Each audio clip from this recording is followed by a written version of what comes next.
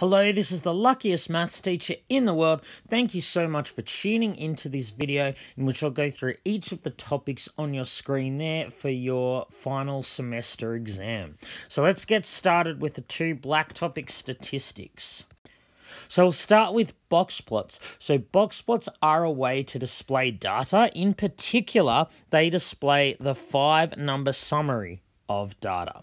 So they display the minimum score, the first quartile, median, third quartile, and maximum. So I've got a set of data here. We're going to turn this into a box plot. To turn it into a box plot, we're going to calculate each of these 5 things here. So the minimum, that's really easy to calculate. Obviously, it's just the lowest score, which is 1. So that's our Q0, which is the minimum. The maximum, Q4, is 20. Not really hard to calculate at all. Let's now calculate the median. So the median is the same median that you've been calculating since year 7. The median is the middle score. So if there is an odd number of scores as there are here, then there's one middle score. That middle score is the median. If there are an even number of scores, remember there's 2 middle numbers, you take their average to find the median.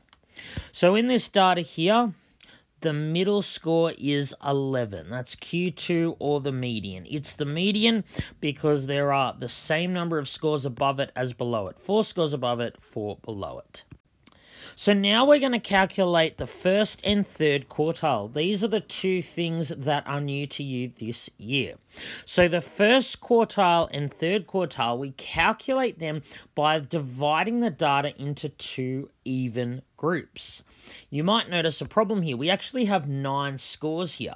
So we can't actually divide them into 2 groups. Instead, what we're going to do is we're going to cross out this middle score that's the median.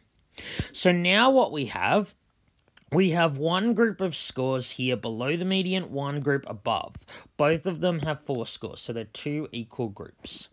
So Q1 is actually the median of the lower group. So, as I said before, when you have 2 middle scores, so this lower group of 4 scores has 2 middle scores, you add them up and divide by 2. That's finding the average of those 2 scores. So for the median of these 4 scores, I go 4 plus 7 over 2. That gives me 5.5. So 5.5 is the first quartile or Q1. So I'm going to do the same for these 4 scores. The upper group, 4 scores. The median is going to be here in the middle of 13 and 16. So I go 13 plus 16 divided by 2, and I get 14.5. So this set of data, Q3, which is the median of the upper group, happens to be 14.5. So now that we've calculated the 5-number summary, we're ready to draw our box plot. So what we do is we start at the minimum. So the minimum's 1, and we put a dash there. So then Q1 was 5.5, which is about here. We'll put a dash there, 5.5. Q2, the median is 11, which is there. We put a dash there. Q3, 14.5, so that's about here, another dash. And Q4, the maximum was 20. So we start with the dashes. Now the box goes from Q1 all the way up to Q3. So you draw a box around there. And then you draw like a whisker, a line from the box to the minimum and from the box to the maximum. And this is our box plot to represent this data here. So Q0 is where the whisker starts. As I said, the box starts at Q1, goes to Q3. We have a dash for Q2, the median in the middle, and then from the box we draw a line to Q4, which is the maximum. The idea behind the box plot is it divides it into quarters. So roughly 25% or a quarter of the data should be in this range, 25%, another quarter of the data between Q1 and the median, then there's another 25% of scores between Q2 and Q3, and then 25% of scores outside the box here. That's the idea of a box plot. So one other thing, you might be asked to calculate the interquartile range. The interquartile range is just this distance here from Q1 all the way up to Q3. So the interquartile range is like the range, but instead of going maximum minus minimum, which you do for the range, you just go Q3 minus Q1. So in our data up here, the interquartile range would be Q3, which was 14.5, minus Q1, which was 5.5. The interquartile range would just be 9. And that's all we need for box plots. Let's now move on to scatter plots.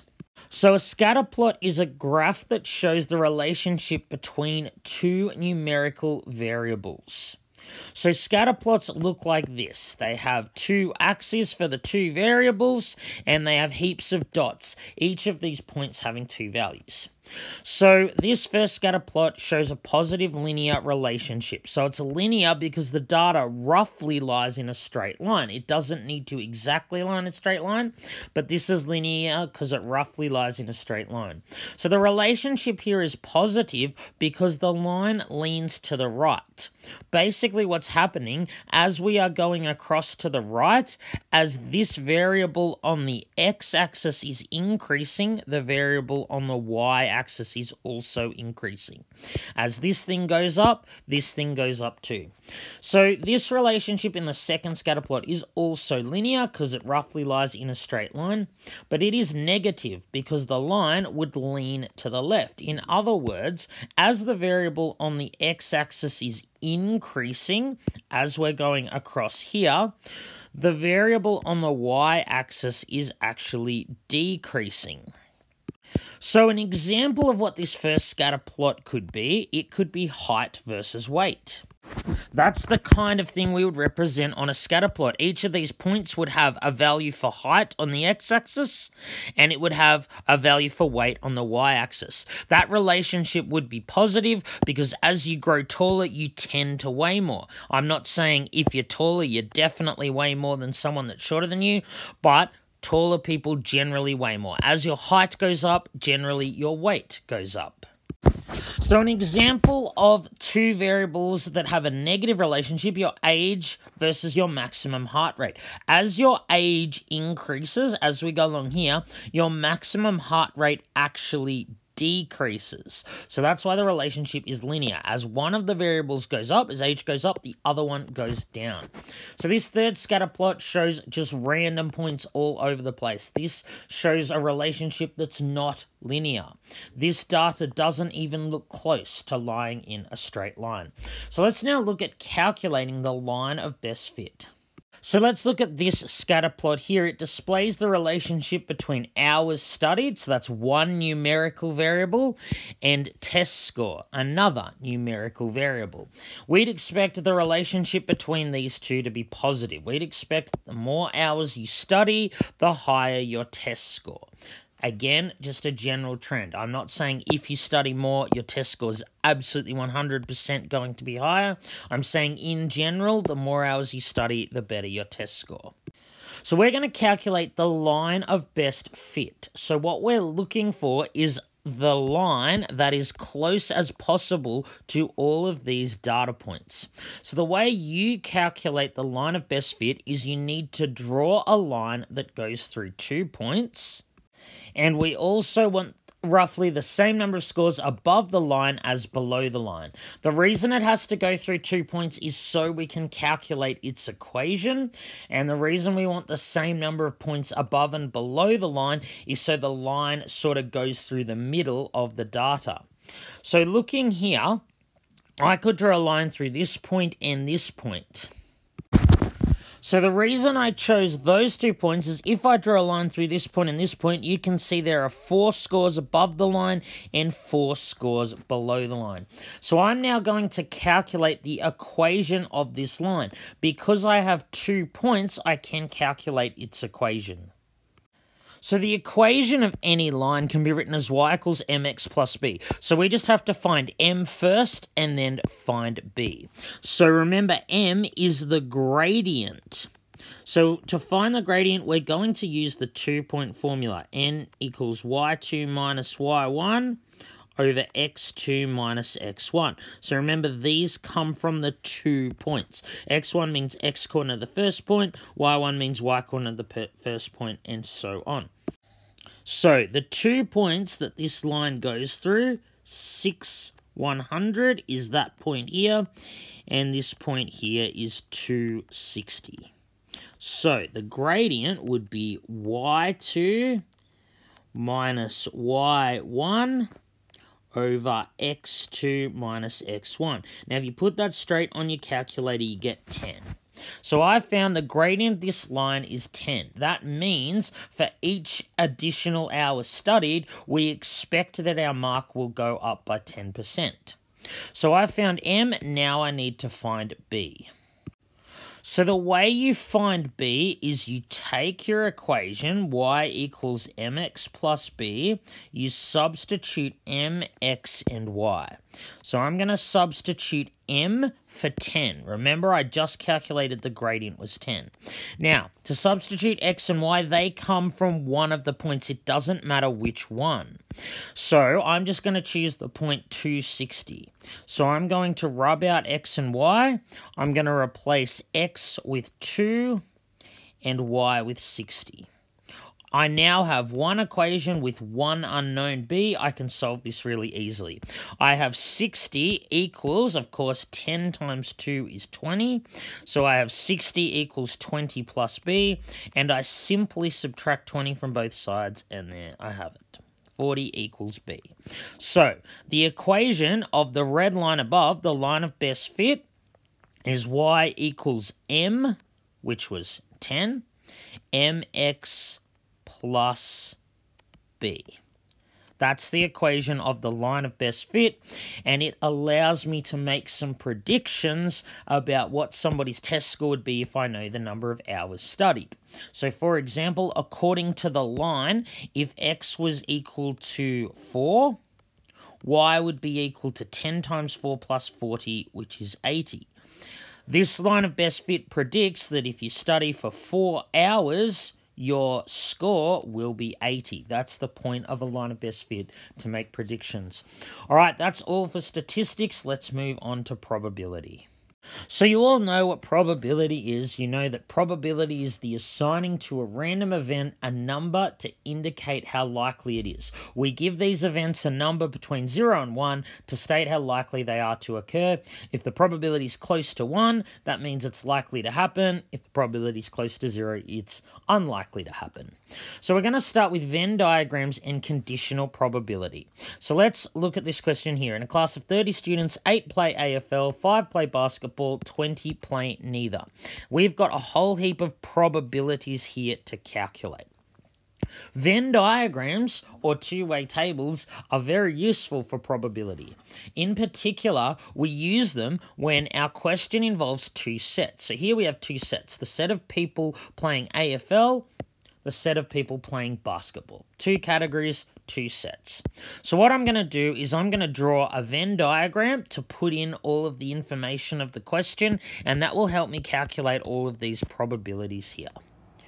So Venn diagrams always have a rectangle that surrounds two circles. So one of the circles is for set A, the people who play AFL, and B, the people who play basketball. What I need to do is put all of these numbers somewhere in this Venn diagram. So you might be thinking to yourself, hang on, there are only 30 students, but 8 play AFL, 5 basketball, 20 neither. 20 plus 5 plus 8 is 33. How can I have 33 people playing sport when there are only 30 students in the class? Well, that is actually possible. The only way it's possible is that I've overcounted 3 people. I must have counted 3 people in the AFL category and again in the basketball category. However many you have overcounted is how many are in both sets. That's how many go in the middle. So 5 plus 8 plus 5 plus 20 equals 33. I've overcounted 3, so 3 goes in the middle. Now, the question told us 8 people play AFL. So AFL is this circle here. So there are 3 people who play both. That means there are 5 more people out here. Now I have 8 in the AFL circle. I also want 5 in the basketball circle. I already have 3 in the basketball circle, so I need 2 more in the basketball circle. What goes outside the circles is these 20 people who do not play either. So now note 5 plus 3 plus 2 plus 20 does equal 30. So now we're going to use this to solve these probability questions here. So the first question says probability of A, and it's got this weird symbol here. So you should know by now this N means and. A and B is this part here, the people in the middle. This is saying what's the probability a student plays AFL and also basketball? What's the probability they play both? Well, there are 3 people who play both. There are 30 people in total, so it's 3 over 30, which is 1 over 10 or 0.1. So hopefully you know by now this U symbol means or. So the next part is saying, what's the probability someone plays AFL or plays basketball? Now, this is a bit tricky to understand because in maths, when we say A or B like this, we really mean AFL, basketball, or both. A or B includes all of these people inside the circle. All the people who play AFL, all the people who play basketball. So the number inside the circle, 5 plus 3 plus 2 is 10. So there are 10 that play AFL or basketball out of 30 in total, so it's 10 over 30 or 1 over 3. When writing probabilities, your answer needs to be a number between 0 and 1, but it can be a decimal or a fraction, doesn't matter. So this next one here says the probability of A or not B. That's what this dash here means. It means not. So we're looking at all the people who either play AFL or do not play basketball. So we're going to include all the people who play AFL, all the people who do not play basketball. 5 plus 3 plus 20, that gives us 28 people who play AFL or not basketball out of 30 in total, and that just simplifies to 14 over 15. So these last 2 here are conditional probability questions. This symbol here actually means given. So the first one says probability of A given B. That's saying I know B has happened. Given that it's happened, given that I know it's happened, what's the probability A also happens? In terms of our question up here, this is saying what is the probability that if I pick someone, I know they play basketball, what's the probability they also play AFL? So this is the formula for conditional probability. The reason it works is this. So we're saying we know the person plays basketball. We know we're in this circle. We're saying if we know we're in this circle, what's the probability we're also in the A circle? So of the 5 people who play basketball, 3 of them also play AFL. So the probability required is just 3 over 5 or 0.6. So similarly, this one here is saying I know the person plays AFL, I know they're in the A circle, what's the probability they're also in the B circle? So the formula here is very similar to the one that we just did. Note whichever one's listed second goes on bottom. So A given B, B goes on the bottom, B given A goes on the bottom. So what we have 8 people here in the AFL circle. Of those 8 who play AFL, 3 play basketball. So if I pick someone who I know plays AFL, the probability they also play basketball is 3 over 8. 3 over 8. And then we're done. All right, let's now move on to mutually exclusive events and the OR rule. So the idea here is we're going to come up with a rule for probability of A or B. So remember, as I said on the previous slide, probability of A or B is everything inside the circle in a Venn diagram. So A or B includes A here, so I'm going to shade in the A circle. And it also includes what's in the B circle here. So I'm going to shade that in. All of the shaded part is A or B. So what I've done here is I shaded in A and also the B circle. The problem is, however, you can probably see that I've shaded in the middle twice. I only want to shade it in once. I only want to include it once in my probability calculation. So that's why I have to subtract it. So the rule probability A or B is just the sum of the probabilities. It's probability A plus probability B minus the probability of both. So this reduces to an easier formula when they're mutually exclusive. So let's look at what mutually exclusive means and then look at using this rule here. So two events are mutually exclusive if probability of A and B, this part here, is equal to 0. That means that both events can't happen at the same time. So let's apply all this to a question. Let's say I pick a card from a normal deck of 52. So A means the card's an ace, K means the card's a king, and H means the event is a hearts. So we're going to start by calculating probability of A or K. The probability of the card is an ace or a king. So these two events are mutually exclusive. That's what I mean by ME. The reason ace and king are mutually exclusive is they can't happen at the same time. You can't pick a card that is both an ace and a king. So you can't have both of these happen at the same time. So that means the probability of picking ace and a king is 0. So the probability of picking an ace or a king, it'd be the probability of an ace plus the probability that you pick a king. And normally what we'd do is we'd subtract the probability of both. But in this case, the probability of both of an ace and a king is actually 0. So I can rub that out. I don't need to include it. When the two events are mutually exclusive, the probability that either one of them happens is just the sum of their probabilities. You just add the probability of the first event to the probability of the second. So the probability that you pick an ace is 4 out of 52. There are 4 aces in the deck out of 52 cards. There are 4 kings out of the 52 in the deck. So the probability of an ace or king, 4 out of 52 plus 4 out of 52. So you can just put that straight on your calculator and you actually get 2 over 13. And that's my final answer. Now let's calculate the probability of an ace or a heart. So these are not mutually exclusive. That's what I mean by the crossed out ME. The reason picking an ace and a heart are not mutually exclusive is you can actually do both at the same time.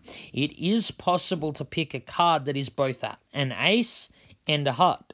And that card is, of course, the ace of hearts. So the probability of picking an ace or a heart, what you do is you add together their two probabilities, but because they're not mutually exclusive, because they can both happen, I need to subtract the probability that they both happen. So the probability that you pick an ace is again 4 out of 52. The probability you pick hearts is 1 out of 4. There are 4 suits, one of them's hearts. So the probability that both happen, that means that you get the ace of hearts. Well, there's only one ace of hearts in the deck out of 52.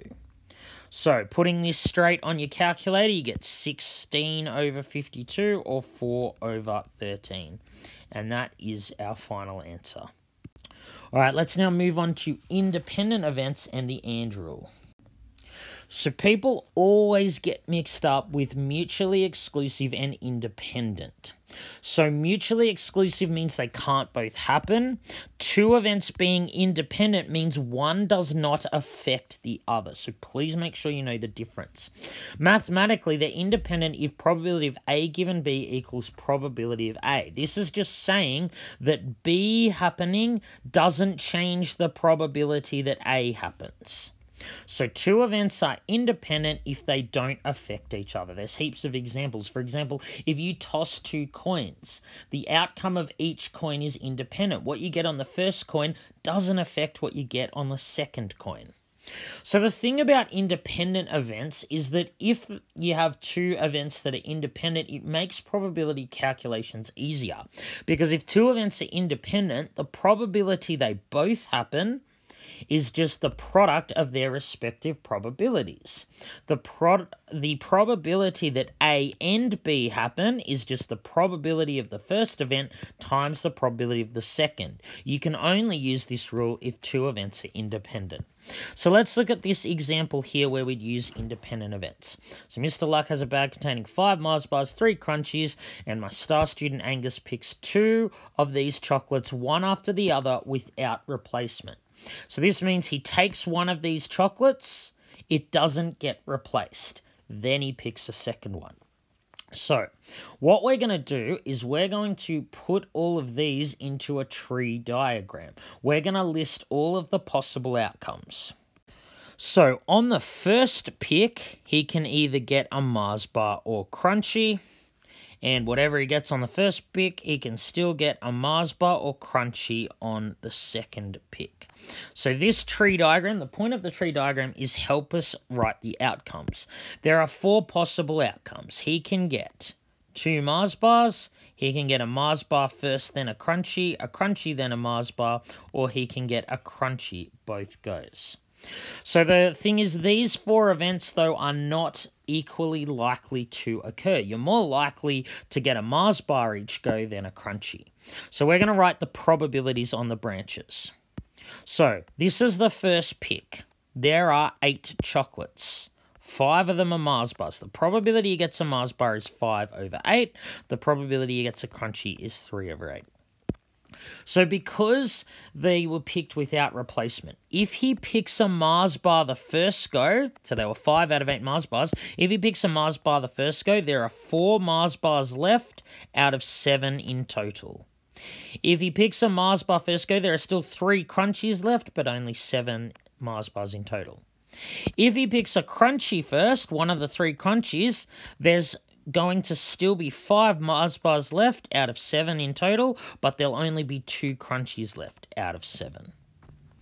So, how does independent events help? Well, the probability to get a Mars bar and another Mars bar, see, that's why it's an and question, we get a Mars bar both times, both these events happening, is just 5 over 8 times 4 over 7. So the probability of getting 2 Mars bars is 5 over 14.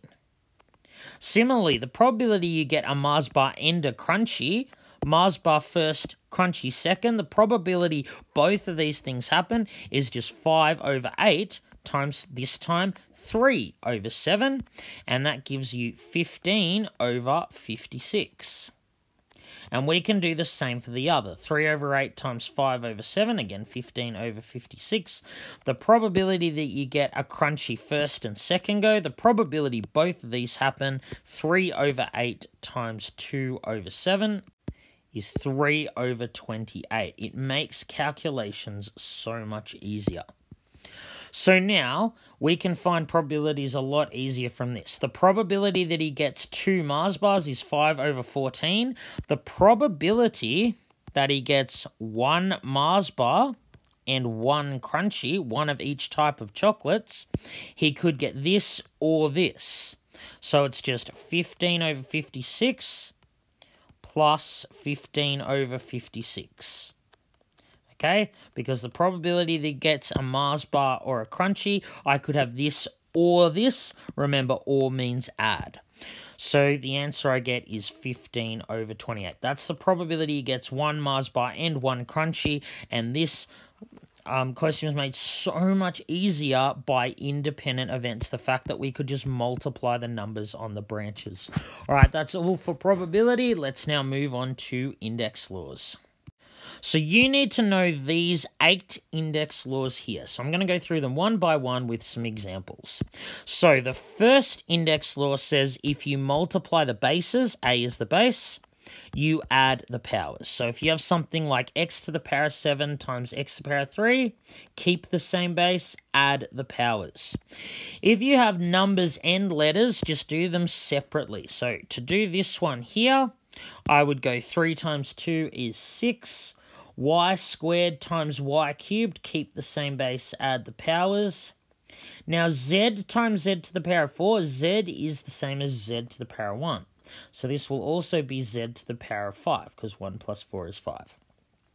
So this second index law says when you divide the bases, you subtract the powers. So x to the power of 12 divide x to the power of 4. Keep the same base, subtract the powers. Sometimes you're going to have questions involving multiple index laws. So this one here, we have to use the first and the second index law. So to do this one, we'd go x to the power of 7 times x to the power of 5. That's x to the power of 12. Divide x to the power of 8. So x to the power of 12 divide x to the power of 8, keep the same base, and then subtract the powers. 12 minus 8 is 4. So the next one says if you raise a power to another power, you keep the same base and multiply the powers. So this question here, x to the power of 7 to the power of 3, keep the same base, multiply the powers. Again, this question here involves multiple index laws. So keep the same base and multiply the powers. That's how you do the brackets. And then to multiply by x to the power of 4, now we're using the first index law. Keep the same base and add the powers, easy as. Index law 4 says if you've got a product raised to a power, you raise the first thing to that power and the second thing to that power. So when we have a question like this, people always make a mistake. They always remember to raise the x to the power of 5, but they forget that you've also got to raise the 2 to the power of 5. So 2 to the power of 5 is just 32. So it's not 2x to the power of 5, it is 32x to the power of 5.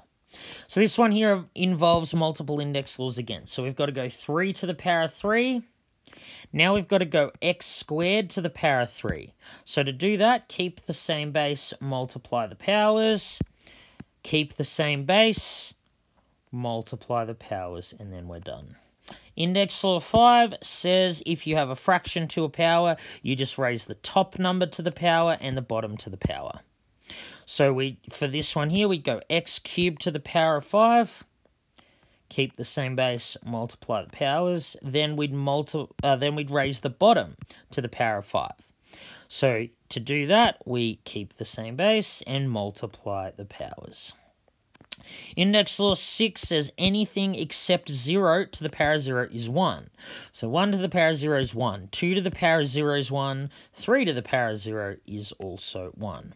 So if you have something like this that's a little more complicated, so this one, 7x in brackets to the power of 0.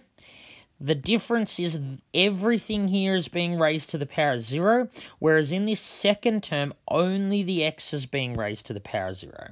So that would be 1. This thing here is 1.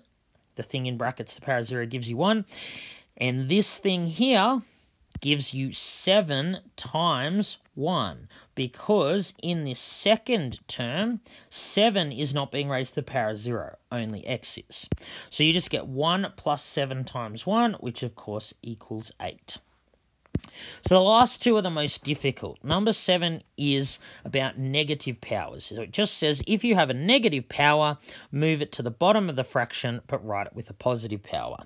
So when you have something like this that you need to simplify, anything with a positive power goes on top.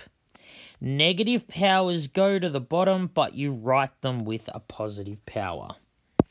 So if I want to do this one here, I need a few index laws. I actually need to use index law 4, 3, and the negative index law. So index law 4 tells us that we raise 5 to the power of negative 3. Then we've got to raise x squared to the power of negative 3, which gives us x to the power of minus 6. And then we've got to raise... Actually, I'm going to make that a negative power. We're going to raise y to the power of negative 4 to the power of negative 3. So for that, you would keep the same base. Negative 4 times negative 3 gives you positive 12. So as I said before, when you've got an expression like this, anything with a positive power goes on top. Sorry, because I made that a y to the power of negative 4. Anything with a positive power on top. Anything with a negative power goes on the bottom, but you write it with a positive power. So the last thing we have to do, fractional indices. So when you have something raised to a fraction, the bottom number tells you which root to take, the top number gives you the power. So for x to the power 3 over 4, 4's on the bottom, so it means the fourth root of x to the power of 3. So going the other way, now we have what's called a radical. This sign here means a radical.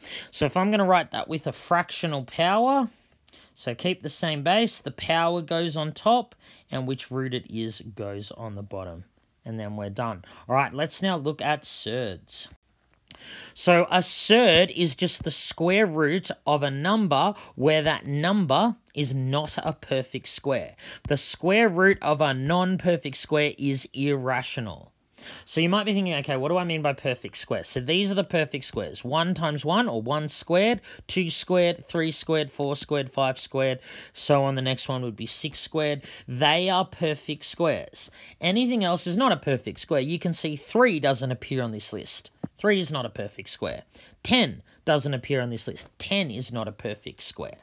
So when you square root a number not on this list, square root a non-perfect square, you get a surd, which is an irrational number. So we're going to look at operations with surds. So when you're multiplying two surds, you can just square root the product of those two numbers. So what I mean by that, if you've got root 3 times root 10, that will just be 1 square root, single surd, 3 times 10 is 30. And a similar rule exists for division. You just divide the two numbers here. So root 63 divide root 7, writing as a single surd, I just go 63 divided 7 is 9.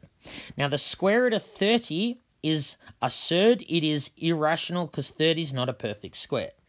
But 9 is a perfect square. It is on our list. The square root of 9 isn't a surd. It's a rational number because it's a whole number.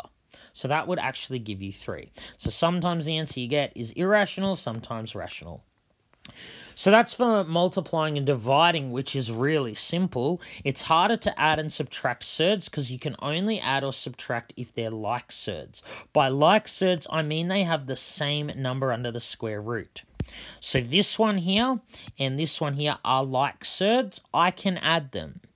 Root 5 plus 2 root 5 just gives you 3 root 5. So this other one here, root 3, it has a different number under the square root. There are no like surds, so I'm just going to leave it alone. It's just like when we did like terms in algebra. You can only add or subtract like terms. If two terms are not like terms, you can't add or subtract them. So the last thing I'm going to do is simplify a surd. That means I take a surd, I find an equivalent number that has a smaller number under the square root. So how do you possibly do that? You find the largest perfect square factor. What I mean, if I have 48 here, which is not a perfect square, I want to find the largest factor of 48 that is a perfect square. Now 4 is a factor of 48, but there's actually a higher one, 16. 16 is a perfect square and it's a factor of 48. So using this rule up here, I'm going to write this as the square root of 16 times the square root of 3. Okay? The reason I chose 16 is because it's a perfect square. I didn't do 24 and 2 because neither are perfect squares. 16 was chosen because it's a perfect square. So the square root of 16 is 4. And square root of 3 I'm just going to leave alone. These two are both equal to the exact same number. They're both just less than 7, maybe about 6.95. They're both the same number, but this one's simpler because it has a smaller number under the square root. So we're going to do the same thing here, square root of 50. The highest perfect square that goes into 50 is 25. So what do I times by 25 to get 50? That's, of course, 2. So square root of 25 is just 5. So square root of 50 and 5 root 2 are both equal to 7.07. They're both the same number, but this is simpler because it has a smaller number under the square root. All right, let's now move on to some measurement. So this caused a lot of problems earlier in the year, converting units, because people always forget you have to square or cube the conversion factor when converting square or cubic units. Also remember, go from a smaller to a larger unit, you divide because there are fewer of the larger unit, and larger to smaller you multiply because there are more of the smaller unit. All right, you're probably a bit confused. Let's look at this question here. 3 meters squared to centimeters squared. Firstly, we're going from meters to centimeters. We are going from a larger to a smaller unit, so we're going to multiply. Now, this bit in blue is because everyone thinks here we multiply by 100, because there are 100 centimeters in a meter. That number 100 is called the conversion factor, because there are 100 centimeters in a meter. But when we're going meters squared to centimeters squared, we don't times by 100. We have to square the conversion factor. We actually have to times 3 by 100 squared. The reason it's squared is because we're converting square units. So 3 meters squared is actually 30,000 centimeters squared, not 300. So make sure you remember that. So similarly here, now we're going to convert some cubic units. So I'm going to change it around this time, so we're going from millimeters cubed to centimeters cubed. This time we're now going from a smaller to a larger unit. A centimeter is bigger than a millimeter. Smaller to a larger unit, you must divide. Okay, so we're going to divide here. The mistake people make is, though, they say, okay, 10 millimeters in a centimeter. So surely I must divide by 10. But no, we're converting cubic units. You have to cube the conversion factor. So here the conversion factor is 10 because there are 10 millimeters in a centimeter. So I'm not going to go 4 divided by 10. I need to go 4 divided by 10 cubed. So putting that on my calculator, I get 0.004. So 4 cubic millimeters is 0.004 or 4 thousandths of a cubic centimeter. And then I'm done. All right, let's now move on to some area. So area is pretty simple. You've just got to know all the formula. I won't go through them all here because that would take forever. They are on your notes for measurement. They are in the revision sheets. You will get a sheet of formula for area, volume, surface area, and all that. We just won't tell you which is which. So we're going to calculate the area of this shape here, just using the formula. This is actually a composite shape. What we have is a semicircle plus a trapezium. So we're going to calculate the area of each of these and add them together. So let's start by calculating the area of the semicircle. So the area of a circle is pi r squared. You just have to know the formula. Because it's only half a circle, it's going to be pi r squared divided by 2. So here, 10 is actually the diameter of the semicircle.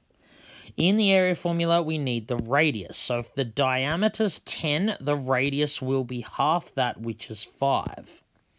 So that means that the area of the semicircle will be pi times 5 squared divided by 2. So putting that in calculator, we get about 39.27. Now, when you're doing area, volume, surface area calculations, make sure you write units. Otherwise, you're just throwing away easy marks. So because everything was in meters, area will be in meters squared. So now we're going to calculate the area of the trapezium. So you just have to know the formula again. Area of a trapezium is h over 2 times a plus b. Remember, when we use h in area, surface area, or volume, it always means perpendicular height.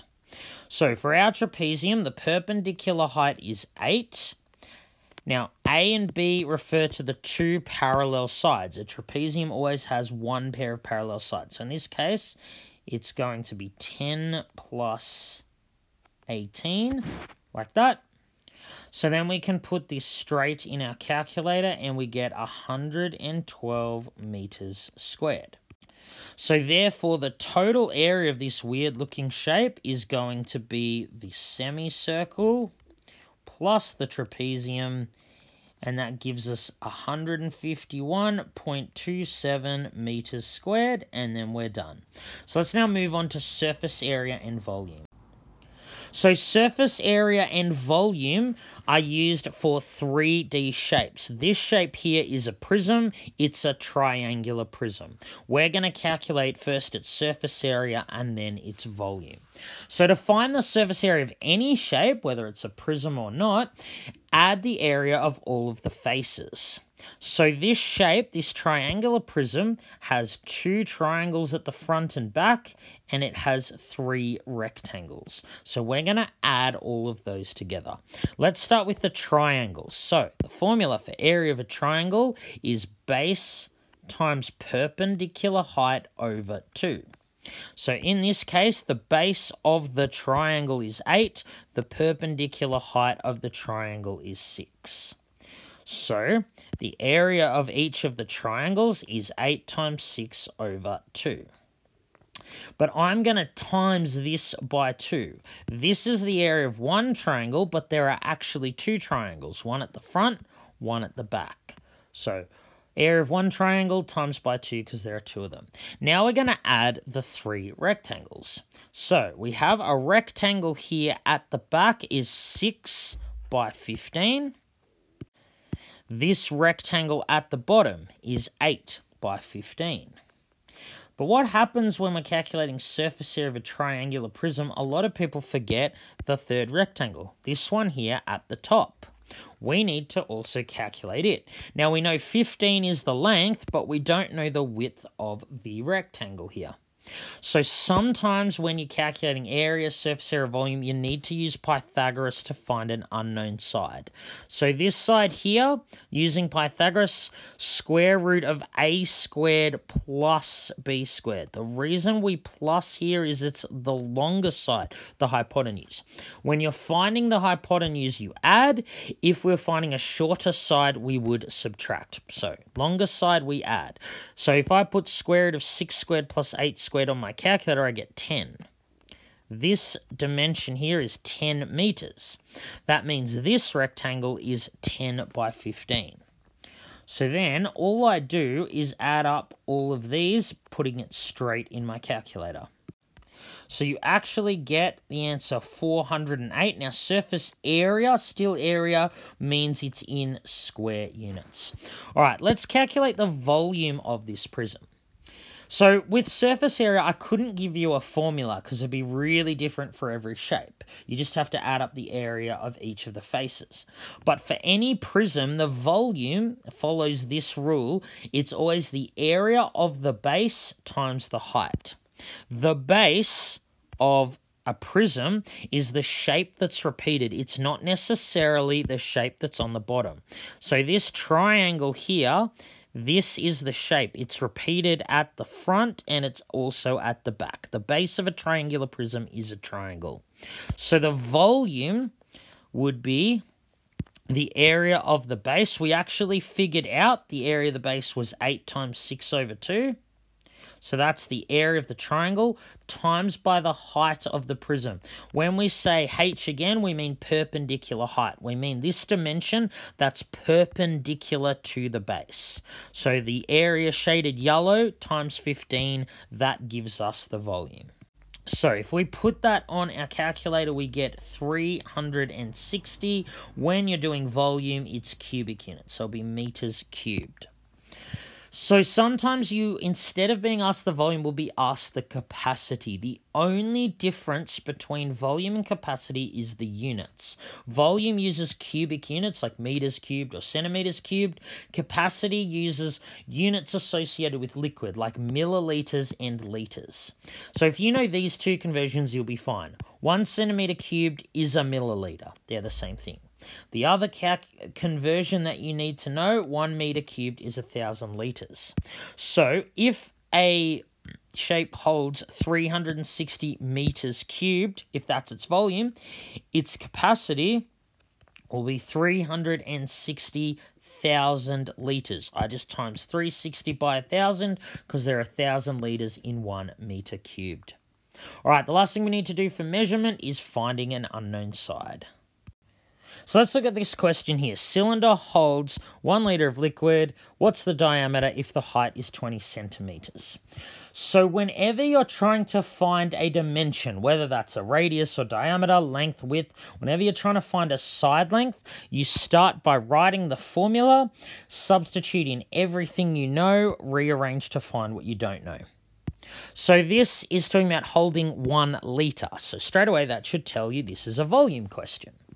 So because the shape is a cylinder, we're going to use the volume of a cylinder formula. The volume of any cylinder is pi r squared h. Area of the base, because the base is a circle, times height. Volume equals area base times height. So now what I'm going to do is I'm going to take that formula and substitute what I know. Well, I know the height is 20 centimeters. So I'm just going to rub out h and I'm going to replace it with 20. So in this question here, you might think, okay, well, I'm going to replace the volume with 1. But that would cause a problem because the height is in centimeters. We want the volume to be in centimeters. So hopefully you know 1 liter is 1,000 milliliters. But as I said on the previous slide, a milliliter and a centimeter cubed are literally the same thing. So 1 liter is actually 1,000 centimeters cubed. So I'm going to rub out V, but I'm not going to replace it with 1. I'm actually going to replace it with 1,000 because 1 liter is 1,000 centimeters cubed. Now, volume and height are both in centimeters, the same units. So now I just have to solve this equation. I want to get R by itself. We're going to undo everything that we've already done to R. So I'm going to start by dividing by 20. Note, we don't undo the square first. That's the last thing we do. So 1,000 divided by 20 equals 50. 50 equals pi r squared. The area of the circular base must be 50. So next, what am I going to do? I'm going to undo timesing by pi by dividing by pi. Again, if I want to undo r squared, that's the last thing I'm going to undo. So what I get is just 50 divided by pi equals r squared. So now to get r by itself, the way I undo squaring is square rooting. So r is just going to be the square root of 50 over pi. So putting that on my calculator, I get r is about 3.99 or about 4 centimeters. So that's the radius. So that means that the diameter will be about double that. It will be approximately 7.98 centimeters, and then we're done. So remember, if you're asked to find a side length when given the volume, as we were here, or area or surface area, set up an equation from the formula, substitute in everything you know, and then rearrange to find what you don't know. That's all for measurement. Let's move on to inequalities. So inequalities are solved just like equations. The only difference is you reverse the inequality if you need to multiply or divide each side by a negative. So let's look at this one here. So the idea is the same as for an equation. I want to get x by itself, so I undo everything in the opposite order to BODMAS. So I'm going to start by multiplying each side by 4. So I get x minus 3 is greater than or equal to 8. Add 3 to both sides. I get x is greater than or equal to 11. Make sure you understand these signs. This means greater than. This means less than. So this is saying x is greater than or equal to 11. What that means is any number for x that's 11 or more will satisfy this equation here. I could pick x equals 15. 15 minus 3 divided by 4, which is 3, is greater than or equal to 2. That works. There are infinitely many solutions. If I substitute any number here for x that is 11 or more, this will be a true statement. Now, after you find the solution, sometimes you'll be asked to graph on a number line. So that's actually pretty simple. So just set up your number line, put the number, 11 that we're interested in the middle. So a couple either side. So then draw a circle at 11. Because we want numbers greater than 11, you draw an arrow pointing to all the numbers greater than 11. So what happens is you shade in the circle if it includes that value. So if it's greater than or equal to or less than or equal to, and you leave the circle open if it's greater than or less than. That means it doesn't include that number. In our solution, x is greater than or equal to 11. 11 is included as a solution, so we're going to shade in this circle. All right, let's have a go at the second one. 12 minus 5x is greater than minus 8. So we're going to do this the same way, get x by itself. So to get rid of this 12, which is a positive 12, I need to first subtract 12 from both sides. So get 5x is greater than minus 20. So now to get x by itself, I don't divide each side by 5. I need to divide each side by negative 5. So negative 5x divide negative 5, just x. That's why I did it, to get rid of the negative 5. Minus 20 divided by negative 5 is positive 4. You can use your calculator for that. Because I needed to divide each side here by a negative, I divided this side by negative, and I divided this side by a negative. Because of that, I reverse the inequality. That's what this note means here. When you divide each side by a negative, you switch the inequality. So I change it from greater than to less than. So the solution here is x is less than 4. So if I were asked to draw on a number line, same thing. I'm going to put 4 in the middle, a couple of numbers either side. I'm going to draw my circle at 4 at this number here. This time, I need it to point to the left because all the solutions are the numbers less than 4. So I'm going to leave the circle unshaded because the solution doesn't include 4. I'm saying that the solution to this inequality is any number. X can be any number less than 4, but it doesn't include 4. So x equals 3 would make this a true statement. X equals 2. X equals minus 1 would make it a true statement. So any number less than 4 is a solution to this inequality, but 4 itself is not a solution. All right, let's look now at inequality regions. So sometimes you'll be asked to graph a region like y is less than or equal to 2 minus x. It turns out it is half of this Cartesian plane. So to graph this, follow these steps here. You graph the line. You use a dashed line if it's greater than or less than, and a full line if it's greater than or equal to or less than or equal to. So that's the first step. The second step is you pick a test point not on the line. So I usually pick 0, 0, as long as it's not on the line. And then if that test point, you substitute it into your equation. If it satisfies the inequality, you shade that side of the line. If it doesn't shade the inequality, you shade the other side. So hopefully this will become a bit more clear after we go through this example. So if I want to graph y is less than or equal to 2 minus x, I start by graphing the line y equals 2 minus x. So by now you should know how to graph a line like this, gradient intercept form. The number by itself is the y-intercept. So I'm going to mark the y-intercept. The number in front of x is the gradient. So the number in front of x here is actually minus 1. Gradient of minus 1, you always go to the right.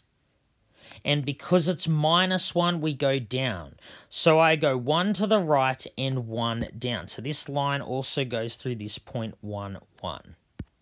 So that's how you graph lines like this. Mark the y-intercept. Use the gradient to find a second point. So once you've done that, I'm just going to draw a line through these points. So that is my line. Note that I used a full line because it was less than or equal to. So this red thing is the line y equals 2 minus x. Now I need to determine, do I shade this side or this side? To do that, I pick a point not on the line. So see here, 0, 0 is not on the line. I'm going to use 0, 0 as my test point. So what that means is I'm going to substitute it into this equation here. So substituting 0, 0, remember, first number's x, second number's y. I'm going to substitute x is 0, y is 0 into this inequality here. So changing y to 0 and changing x to 0, I get this statement here: 0 is less than or equal to 2 minus 0. That is a true statement. 0 is less than or equal to 2 minus 0. So that means this point satisfies the inequality. If I substitute it into the inequality, it gives me a true statement. So I'm going to shade that side of the line. I'm going to shade the side of the line where the point was. So 0, 0 is on this side of the line, so I'm going to shade this side of the line. So what I've actually found is that any point in this shaded region here, like the point -2, 0, or 0, -2, or this point 1, -1, any of these points, if I substitute them into this inequality, they will make it a true statement. They satisfy the inequality. So all of the points on this side of the line, including the points on the line, they are solutions to this inequality here. All right, very last thing, graphing parabolas. So remember, a parabola is the graph of a quadratic equation. So a quadratic equation is y equals something times x squared plus something times x plus something. To graph a parabola, you find these 4 features, plot them, and then join them up. So firstly, the orientation is determined by determined by the number in front of x squared. If the number in front of x squared is positive, the parabola is a smiley face with this shape. If the number in front of x squared is negative, it's a frowny face with this shape. Secondly, the y-intercept is just the c value. Thirdly, to find the x-intercepts, you change y to 0 and solve. And finally, for the turning point, use the formula x equals minus b over 2a. That gives you the x-coordinate of the turning point, and then you substitute into the original equation to find the y value of the turning point. Let's graph y equals x squared minus 2x. We're going to calculate each of these 4 things. So firstly, the number in front of x squared, if it's not written, it's just 1. The number in front of x squared here is 1. A is 1, which is positive. So that means that this one here, this parabola here, y equals x squared minus 2x, will be a smiley face. Secondly, the y-intercept. There's no c value here, so the y-intercept is just 0. The parabola is going to go through that point there.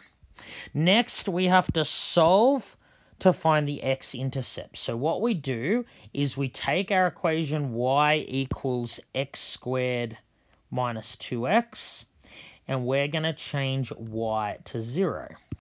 So remember, the way we solve a quadratic equation is through factorization. So these 2 terms, x squared and 2x, have a common factor. So we write that common factor.